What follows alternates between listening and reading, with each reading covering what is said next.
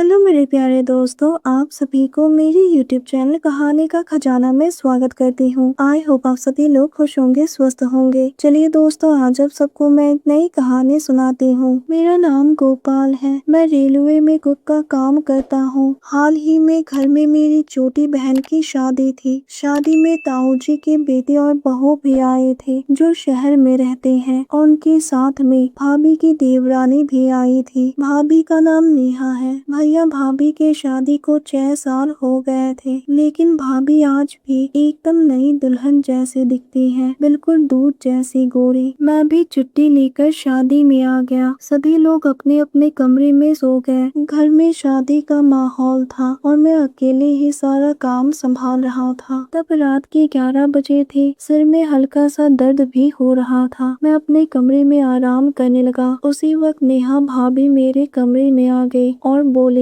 गोपाल तुम अब तक सोए नहीं हो। मैंने कहा, भाभी मेरे सर में दर्द हो रहा है, मैं काफी थक गया हूँ, इसलिए नींद भी नहीं आ रही है। लेकिन भाभी आप इतनी रात को मेरे कमरे में क्यों आई? भाभी ने कहा, क्योंकि मुझे भी नींद नहीं आ रही है। मैंने सोचा था कि मैं कुछ देर तुम्हारे साथ बैठकर बातें करूंगी, लेकिन तुम्हें तो सर में दर्द हो रहा है। मैंने कहा, भाभी कोई बात नहीं, कुछ देर में ठीक हो जाएगा, हम बात कर सकते हैं। भाभी बोली, क्या मैं तुम्हारा सर दबा दूं? मैंने बोला, ठीक है दबा दीजिए। भाभी धीरे धीरे मेरा सर दबाने लगी। भाभी ने कहा, देवर जी अब तो आपकी बहन की भी शादी हो रही है, आप बताओ आप कब ब्याह कर रहे हो? मैंने बताया, भाभी मैं तो ब्रह्मचारी आदमी हूँ, जब होना होगा तब हो जाएगा। भाभी के साथ बातें करते हुए मेरा दिल जोर जोर से धड़क रहा था, क्योंकि उनके स्पर्श ने मेरे अंदर हलचल पैदा कर दिया। भाभी मुझे छेड़ने लगे, क्योंकि कमरे में हम दोनों के अलावा और कोई नहीं था। भाभी तो एकदम मस्ती लेते हुए बोली, देवर जी आप कब तक ऐसे ही ब्रह्मचारी रहोगे? अब तो शादी कर लो। दोस्तों, चैनल पर पहली बार आए हैं तो इस वीडियो को लाइक शेयर और सब्सक्राइब करें और एक प्यारा सा कमेंट जरूर कर दें। मैंने भी बात को घुमाते हुए कहा, भाभी आजकल की लड़कियों का तो पहले से ही कोई होता है, हम जैसों को तो कोई सुंदर लड़की देखती भी नहीं है, मिलना तो दूर की बात है। भाभी मेरी बात सुनकर हंसने लगी। फिर मैं भाभी के बारे में पूछने लगा, भाभी आप मेरी बात छोड़ो, आप बताओ कि आपकी लाइफ कैसी चल रही है?